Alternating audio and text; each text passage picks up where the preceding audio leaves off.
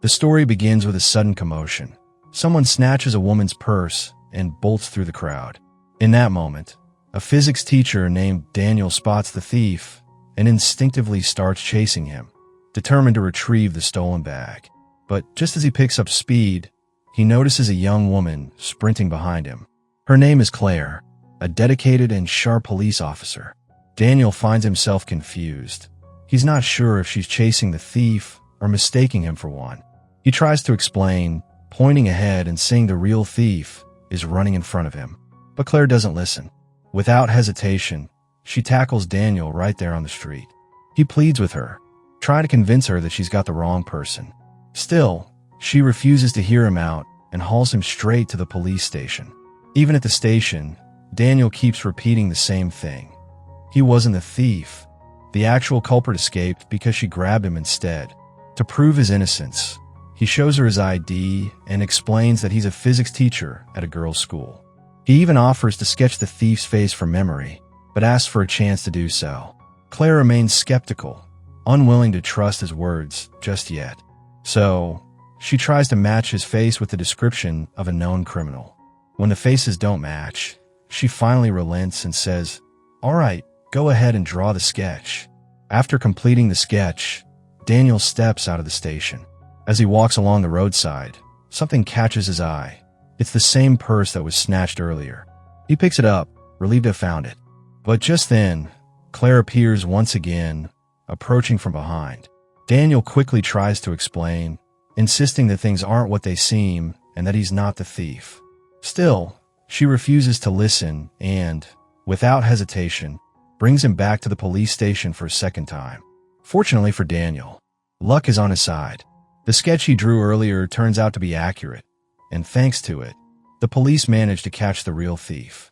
With the truth now clear, Claire has no choice but to let him go. Before leaving, Daniel looks at her and says, "You've arrested me twice. You owe me an apology. I wasn't the thief." But Claire responds with a smirk, saying, "Sorry isn't a word in my dictionary. If you want me to say it, you'll have to change your name to Sorry." And with that playful jab, she walks away. A few days later, Daniel arrives at the police station with a surprising request. He wants to assist the department with city patrols. The officer on duty tells him that most of the teams have already left, but his assigned partner is about to arrive. Just then, Claire walks in. Daniel freezes for a moment, clearly uneasy. After all, she's the same officer who arrested him twice before. Despite the awkward history, he now has to team up with her for patrol duty. As they begin their rounds, Daniel shares that he's just started working as a physics teacher at a local girls' school. During their patrol, they encounter the son of a powerful man who speaks rudely to Claire. She doesn't tolerate the disrespect and immediately puts him in his place, teaching him a harsh but necessary lesson. Daniel watches, impressed by her courage and conviction. He now understands that Claire is not just bold, she's fiercely brave. Their patrol continues, and Claire spots two suspicious men involved in a drug exchange. She tells Daniel they need to follow one of them and uncover the entire gang. Daniel hesitates, saying he wants to go home. But Claire pulls out a pair of handcuffs, locks one into her wrist and the other to his, leaving him no choice but to come along. They trail the suspect into a warehouse, and what they find inside stuns them. Members of both the Korean and Russian mafia are conducting a massive drug deal. Tension rises as the gang's suspect, someone has tipped off the police. Chaos erupts, and shots are fired. Amid the confusion, Claire manages to apprehend the key dealer, the one at the center of it all. Backup officers arrive, and Claire's senior confront her. He reveals that he had a strategic plan in place to capture both gangs, but her actions disrupted everything. Claire and Daniel manage to get away, but they accidentally lose the key to their handcuffs. Later, when they arrive at the police station, the father of the boy whom Claire had confronted earlier storms in. He's a powerful and intimidating man, and he unleashes a barrage of insults at Claire. He even strikes her and threatens to have her fired from the force. Turning to his men, he orders them to follow her whenever she leaves the station and to do whatever they want with her. His reputation alone is enough to make most people afraid. But Daniel hears everything, and something shifts inside him. He grabs Claire's gun and points it at the man's head. Calmly, but with intensity, he lies and says he's already committed 3 murders, and one more won't make a difference to his sentence. He demands that the man get down on his knees and apologize to Claire. Then, turning to the rest of the gang, he tells them to do the same. The man, now terrified, complies. One by one, they all apologize to Claire before fleeing the station. Once they're gone, Daniel reveals the truth. He used to act in theater for a few years, and everything he said was just a performance. For the first time, we see Claire smile. Even now, they're still handcuffed together, so they head to Claire's home. That night, they sleep on separate beds, side by side. After spending the entire day together, something begins to shift. Claire starts to feel a quiet fondness for Daniel, and Daniel, as well, finds himself drawn to her. This marks the beginning of their relationship. But Claire doesn't make it easy. She constantly gives Daniel tasks and errands, which often leave him frustrated. She simply says, it's a boyfriend's duty to help his girlfriend. While staying at Claire's home, Daniel notices a photo placed gently on top of the piano. In the picture, Claire stands beside someone who looks exactly like her. She explains that the girl is her twin sister, someone who once shared her world completely, but is no longer alive. Her voice softens as she recalls the day everything changed. It was the day of her piano competition, and she also had a class scheduled. To manage both, she asked her twin sister to attend the class in her place so she could perform in the competition. That same day, her sister met with a tragic accident and passed away. As Claire shares this painful memory, her emotions begin to surface. The weight of guilt and loss is still fresh in her heart. She turns to Daniel and gently asks him to share something from his past. Daniel pauses, then says the one thing he remembers most from high school is a trip he took with his friends. During that trip, they captured a photo together, one that still holds a special place in his memory. Claire has just moved into a new apartment, and she and Daniel are busy setting things up together. As they unpack and organize, Daniel folds a paper airplane and playfully tosses it at Claire, making her laugh. Later, they share dinner, and afterward, Daniel heads back to his own place.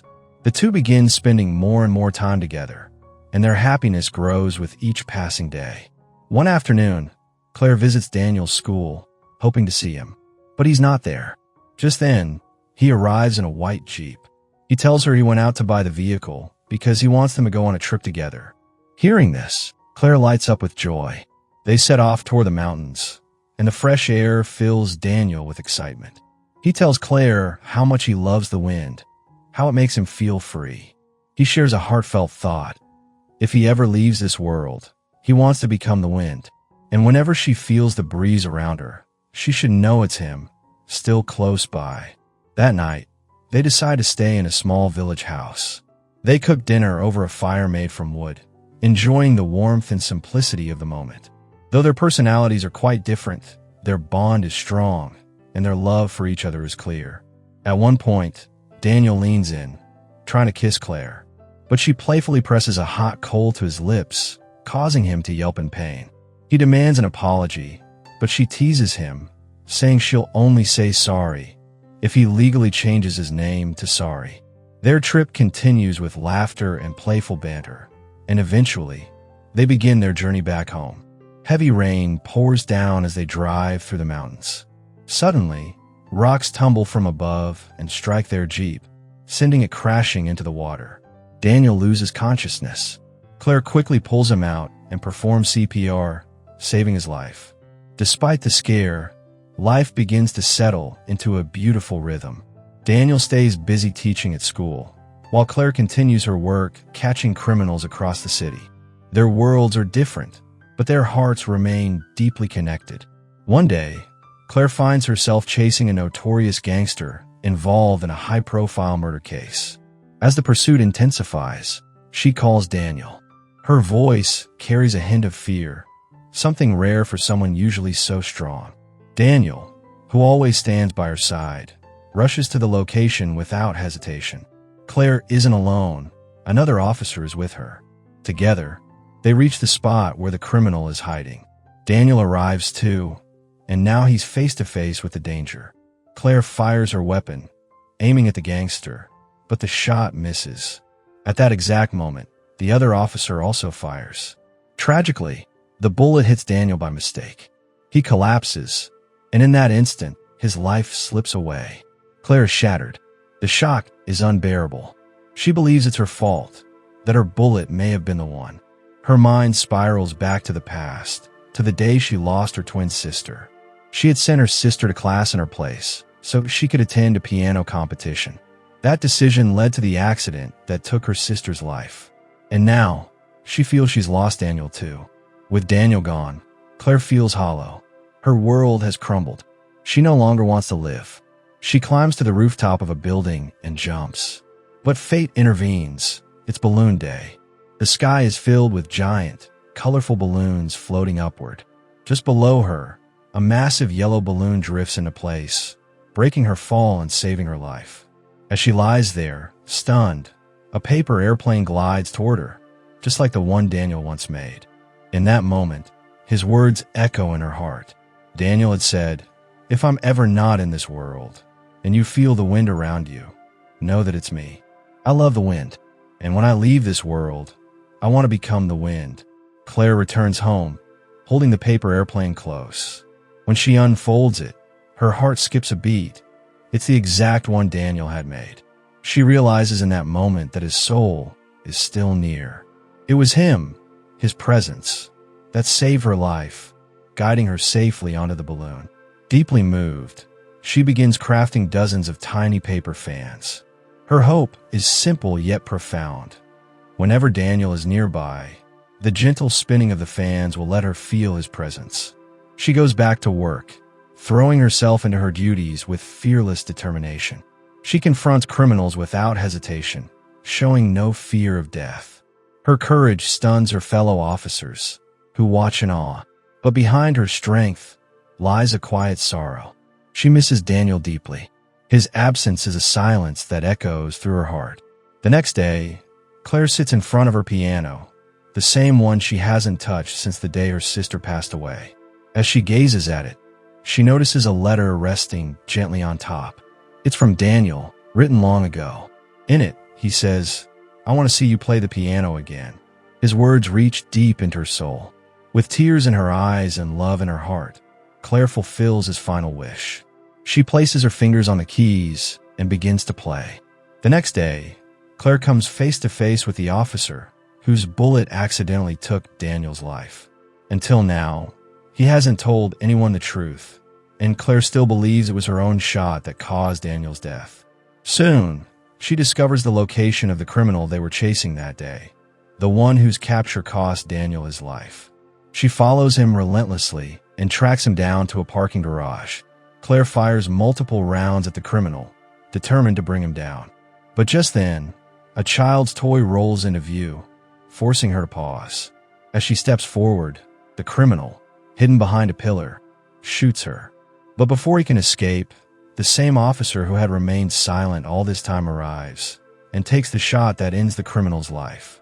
Claire is gravely wounded. She's rushed to the hospital, her condition critical. She hovers on the edge of life and death. In her fading consciousness, she sees Daniel. She runs after him, calling out, "You're alive." But Daniel gently tells her, "No, I'm not. I've already left this world. You're still here, and you must keep living." 3 days later, Claire regains consciousness. She's recovering. As she looks out the window, she sees a paper airplane gliding through the air. She knows instantly it's a message from Daniel. Today marks 49 days since his passing. In Korean tradition, it's believed that on the 50th day, a soul leaves this world and enters the realm of spirits. After returning home, Claire feels the wind swirling around her. Suddenly, the same paper airplane Daniel once made lands gently in front of her. She understands. His soul is near, and now she can see him. She whispers, "I need you. Stay with me forever." But Daniel replies softly, "It's time for me to go." Claire pleads, "I can't live without you. When you leave, I'll follow." Daniel shakes his head. "No, it's not your time yet. You must stay in this world. You must live happily, so that when we meet again in the spirit world, You can tell me all about your beautiful days. He adds, whenever you feel like talking to me, just speak to the wind. I'll hear every word. And one day, you'll meet someone whose soul feels just like mine. With that, Daniel fades away. Claire stands quietly, the wind brushing against her face. She realizes now, life is meant to be lived. And from this moment on, she chooses to live it with joy. The next day, Claire arrives at the police station, where an officer tells her that a man came by and left a book with her name on it. He said the book had come into his possession, and now it's been returned. As Claire opens it, her heart trembles. It's the same book Daniel once gifted her, the one that had gone missing. She flips through the pages and finds something extraordinary. On every page, Daniel had drawn a picture just for her. Tucked inside is a photo of Daniel himself, taken during a high school trip with his friends. Claire looks closely and is stunned. In the background of that same photo, she sees herself standing with her own group of friends. They had unknowingly been in the same place at the same time. Suddenly, everything becomes clear. Daniel had always been nearby. Even now, after leaving this world, his presence surrounds her. A gentle breeze flows through the room, and in it, she hears Daniel's voice. He reminds her, remember what I told you? One day, you'll meet someone whose soul feels just like mine. That day is today. Claire rushes toward the railway station, hoping to meet the man who returned the book. She arrives, scanning the crowd, but sees no one familiar. Just then, a train speeds toward her, and a young man pulls her back to safety. The wind swirls again, and Daniel's voice whispers in her ear, "This is the one, the person you're meant to move forward with. I'll always be near you." Claire turns to face the man who just saved her. Her eyes fill with tears, not just from shock, but from something deeper. In that moment, she doesn't just see a stranger. She feels Daniel's presence surrounding her, guiding her, loving her. Even though he's no longer in this world, his soul remains close, watching over her like the wind he once cherished. Because true love doesn't fade. It doesn't vanish. It simply transforms into memories, into moments, into the quiet breeze that brushes your cheek when you need it most. And so, this story finds its final breath, a tale of love, loss, and the kind of connection that even time and death cannot erase. My dear friends, if this story moved you, even just a little, we invite you to stay connected with us. Life is full of stories waiting to be told, and we're here to bring them to you with heart, depth, and meaning. Let us know in the comments what part of this story touched you the most. Don't forget to like, share, and subscribe to our channel. It helps us keep creating content that speaks to your soul. Hit the bell icon so you never miss another story that might just change the way you see love, life, or yourself. Thank you for being here. Until next time, stay inspired, stay kind, and remember, some winds carry more than air. They carry love.